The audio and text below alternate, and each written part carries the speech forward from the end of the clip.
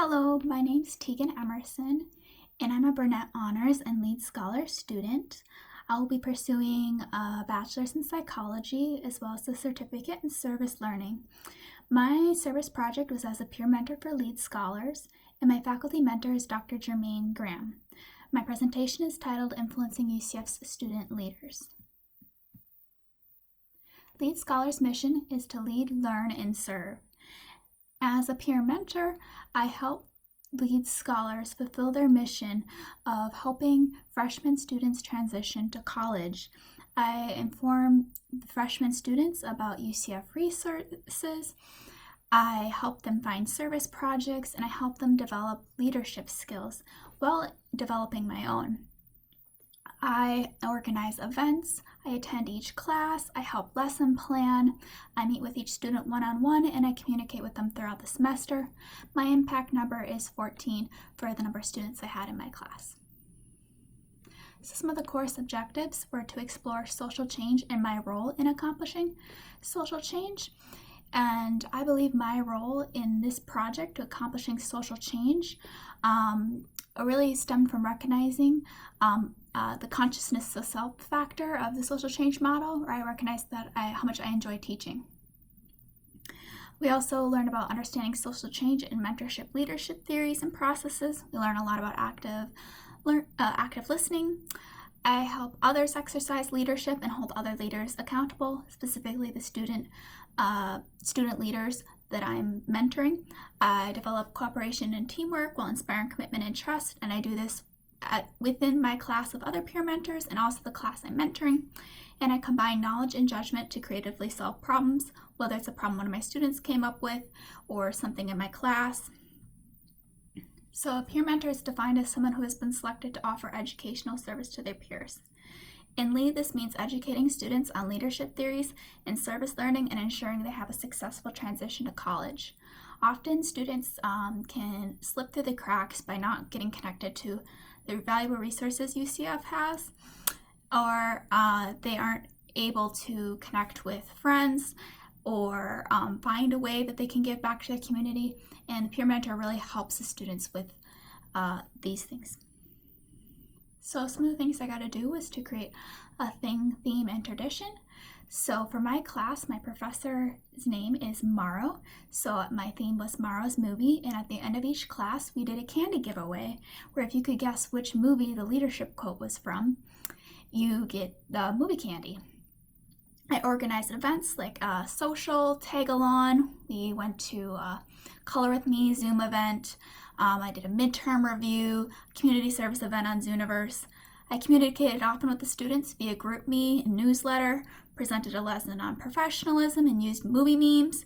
I did a one-on-one with each of the students. I attended class, and I helped students find service activities. In total, I served over 40 hours, and I'm still serving. So student developed theory really explains what is behind change.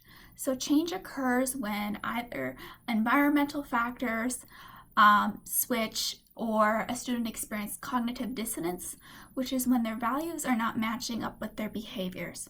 For instance, a student who really values integrity might be struggling if they are cheating on tests. So this dissonance would create the motivation for change. Several changes leads to student development, and maturation occurs when the individual is moving up to the next higher level of development. So the W curve is basically another student development theory that shows how students kind of experience up and downs throughout the semester.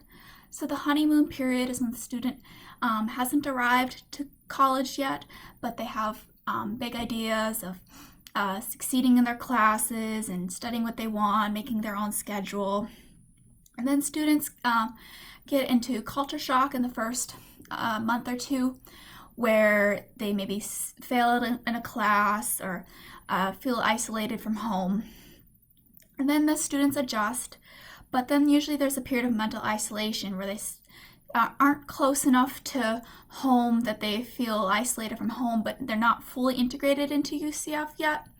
But through the help of a peer mentor and UCF RSOs, hopefully the students can move into acceptance and integration. So common issues and solutions.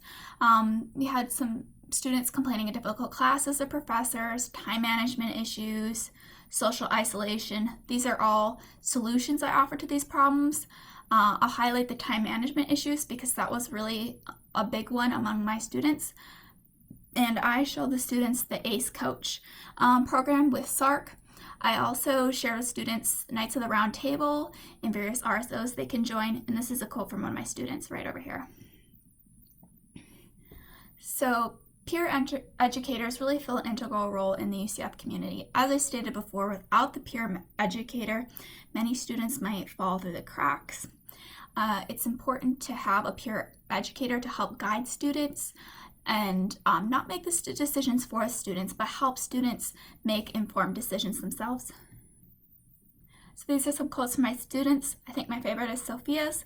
She said, "I have learned that people can be active citizens in the community through servitude and working together to incite change in the community." So I've learned myself the importance of being a service leader. I feel very connected to this position because of how much I enjoy teaching. It feels very natural to me, and it reminded me of this quote from Avengers Endgame. It said, "The measure of a person, of a hero," which I believe all service leaders are heroes, "is how they succeed at being who they are." This class inspired my passion for education and taught me interpersonal skills along with problem solving, conflict resolution, creativity, and active listening. And this is just my references. Thank you.